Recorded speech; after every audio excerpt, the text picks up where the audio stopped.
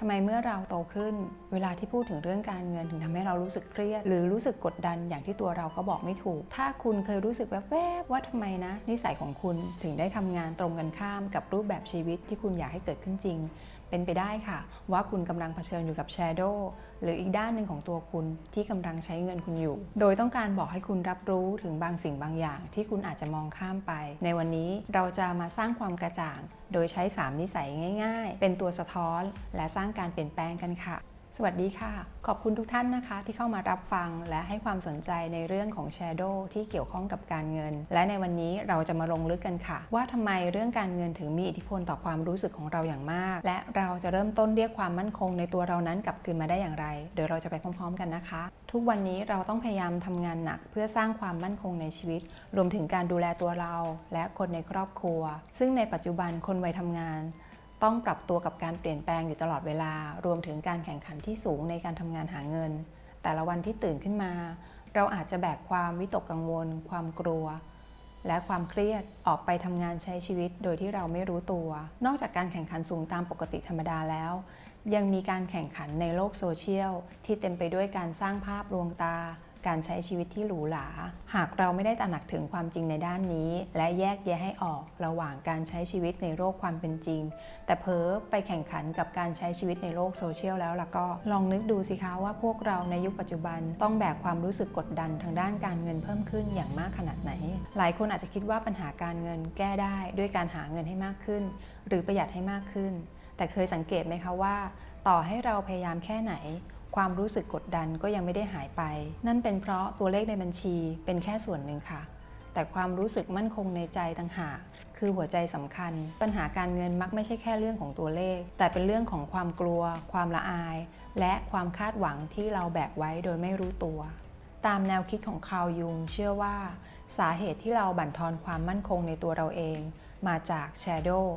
คือความคิดความเชื่อหรือบาดแผลทางใจในวัยเด็กคือchildhood woundsที่ยังคงฝังอยู่ในใจลึกๆโดยที่เราไม่รู้ตัวยกตัวอย่างตอนที่เราเป็นเด็กคุณพ่อคุณแม่อาจต้องทำงานหนักจนไม่มีเวลาให้กับเราโดยท่านมักซื้อสิ่งของที่เราอยากได้มาให้ด้านหนึ่งก็เพื่อให้เราได้รับความเพลิดเพลินและอีกด้านก็เหมือนเป็นการปลอบโยนตัวเราเองและตัวเขาด้วยที่ไม่ค่อยมีเวลาให้กับครอบครัวจึงให้เป็นเงินทองหรือสิ่งของเพื่อชดเชยกับเวลาที่ไม่ได้มีโอกาสได้อยู่ร่วมกันซึ่งทำให้เรามีความคิดความเชื่อฝังอยู่ในใจโดยไม่รู้ตัวว่า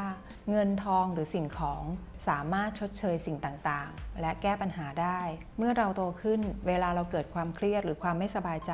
เราก็ซื้อสิ่งของที่เราอยากได้เหมือนเป็นการปลอบโยนและกลบความรู้สึกด้านลบที่เรามีอยู่ก่อนที่เราจะสร้างความมั่งคั่งมหาศาลเราต้องเริ่มจากการสร้างฐานของชีวิตให้นิ่งก่อนค่ะเหมือนกับการสร้างบ้านถ้าโครงสร้างพื้นฐานหรือกิจวัตรประจำวันของเรายังวุ่นวายใจเราก็วุ่นวายตามไปด้วยการจัดระเบียบชีวิตในแต่ละวันหรือ daily routine คือการบอกตัวเองว่าฉันควบคุมชีวิตตัวเองได้เมื่อใจเรารู้สึกมั่นคงจากภายในการตัดสินใจในเรื่องการใช้เงินข้างนอกก็จะเฉลียวฉลาดตามไปด้วยค่ะต่อไปนี้คือ3นิสัยลดความกดดันเรื่องเงินที่สามารถเริ่มต้นสร้างได้ง่ายๆตั้งแต่วันนี้และส่งผลลัพธ์ที่ดีต่อชีวิตเราค่ะนิสัยที่1 The 24-hour rule หรือกฎ24 ชั่วโมงเป็นนิสัยที่สร้างได้ง่ายๆแต่ทรงพลังช่วยลดการซื้อตามอารมณ์ชั่ววูบเป็นการคอนโทรลการใช้จ่ายของเราค่ะหลักการคือก่อนที่เราจะซื้อหรือใช้จ่ายอะไรก็ตามที่ไม่ใช่ของกินของใช้ที่จำเป็นซึ่งอาจมาจากกลยุทธ์การขายสินค้าที่เน้นการลดราคามากเป็นพิเศษหรือขายภายในระยะเวลาจำกัดทั้งออฟไลน์ออนไลน์หรือการซื้อที่มาจากความเครียดแรงกดดันจากสังคมให้เรารอจนครบ24 ชั่วโมงก่อนตัดสินใจซื้อกฎนี้เกี่ยวข้องกับ Shadow คือช่วยให้เราเกิดการตระหนักมีการรู้ตัวก่อนการใช้จ่ายตามอารมณ์ชั่ววูบซึ่งเกิดจาก Shadow คือความไม่รู้ตัวที่เกี่ยวข้องกับความเครียดความรู้สึกสงสารตัวเองการใช้กฎ24 ชั่วโมงจะทำให้สมองเราได้มีเวลาไตร่ตรองถึงเหตุผลความจำเป็นก่อนการใช้จ่ายตามอารมณ์ชั่ววูบนั้นโดยใช้24 ชั่วโมงนี้หยุดพักเพื่อถามตัวเองว่าสิ่งนั้นจำเป็นกับเราจริงๆหรือเปล่าถ้ารอถึงพรุ่งนี้สิ่งนั้นยังจำเป็นกับเราอยู่ไหมวิธีปฏิบัติในครั้งถัดไปที่คุณจะกดซื้อสิ่งของอะไรก็ตามที่ไม่จำเป็นผ่านแอปมือถือให้คุณใช้วิธีกดถ่ายภาพสิ่งนั้นจากหน้าจอแล้วก็ปิดแอปไปก่อนรอจนถึงวันพรุ่งนี้ถ้าในวันพรุ่งนี้คุณยังรู้สึกว่าอยากจะซื้อสิ่งนั้นอยู่ก็ค่อยว่ากันอีกทีค่ะนอกจากนี้นะคะ เราอาจจะขยายระยะเวลาในการรอเช่นถ้าเกิดเราต้องการซื้อสิ่งของที่มีราคาแพงมากขึ้นเช่นแพงกว่า 1,000 บาทแต่ว่าน้อยกว่า 10,000 บาทเราอาจจะรอระหว่าง 3-7 วันก่อนในการตัดสินใจหรือถ้าสิ่งของนั้นแพงกว่า 10,000 บาทเราอาจจะขยายระยะเวลาการรอเป็น30 วันก่อนที่เราจะตัดสินใจซื้อค่ะผลลัพธ์ที่ได้คุณจะเป็นคนที่มีสติในการใช้จ่ายมากขึ้นหรือถ้าไม่อย่างนั้นคุณก็จะเป็นคนที่มีเงินเก็บเพิ่มมากขึ้นแบบที่ไม่ต้องออกแรงเพิ่มการสร้างนิสัยง่ายๆอย่างกฎ 24 ชั่วโมงในระยะยาวจะทำให้คุณเป็นคนที่มีความมั่งคั่งทางการเงินอย่างเห็นได้ชัดค่ะนิสัยที่ 2 The 5-Minute Money Daily หรือ 5 นาทีต่อวันคือวิธีช่วยให้คุณคุมเงินของคุณได้โดยไม่ต้องเครียดไม่ต้องใช้โปรแกรมการคำนวณและไม่ต้องใช้เวลามากหลักการของนิสัย 5 นาทีต่อวันคือการสละเวลาเพียงวันละ 5 นาที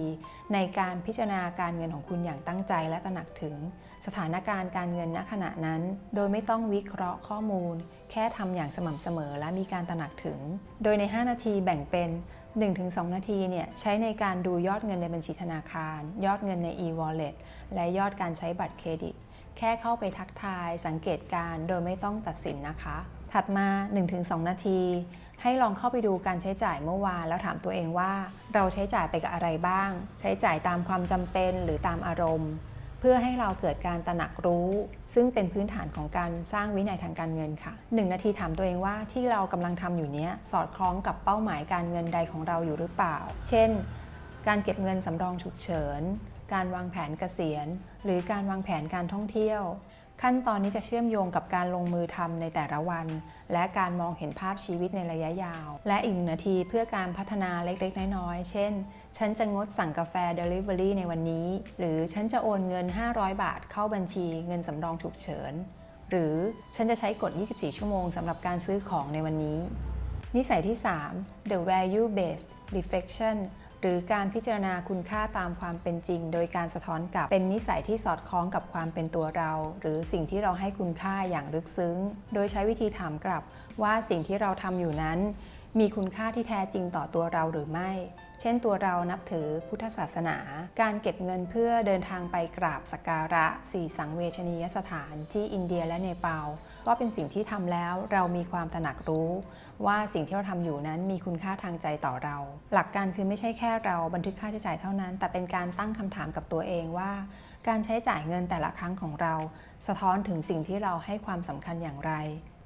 การพิจารณาตามความเป็นจริงแบบสะท้อนกลับนี้เชื่อมโยงกับหลักของคาร์ล ยุงโดยตรงที่เป็นการเปิดเผยตัวตนที่แท้จริงของเราโดยเปลี่ยนสถานการณ์ณขณะนั้นให้เป็นช่วงเวลาที่เรารู้สึกได้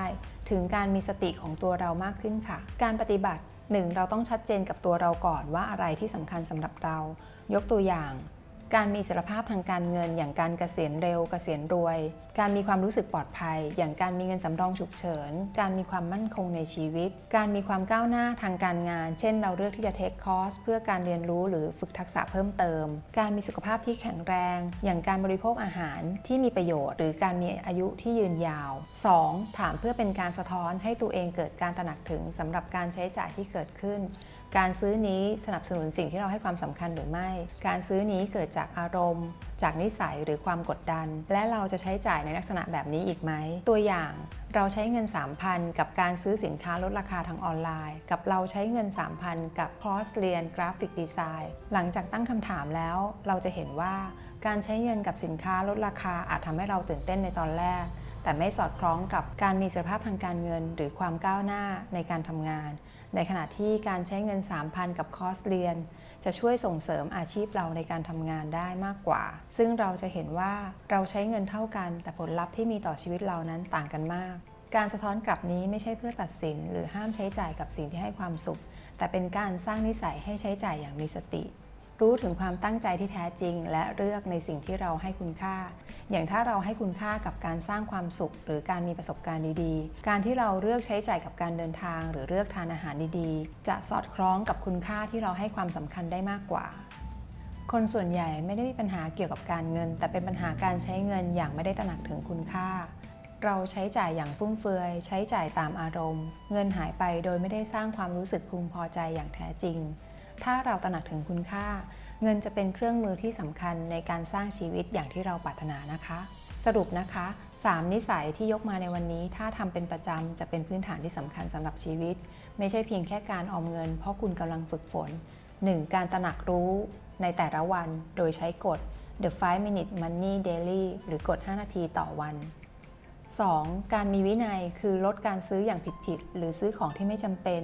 ในกฎ 24 ชั่วโมงหรือ The 24 Hour 3. รู้จักการแยกแยะหรือเคลียร์กับตัวเองให้ชัดเจนในกฎ The Value Based Reflection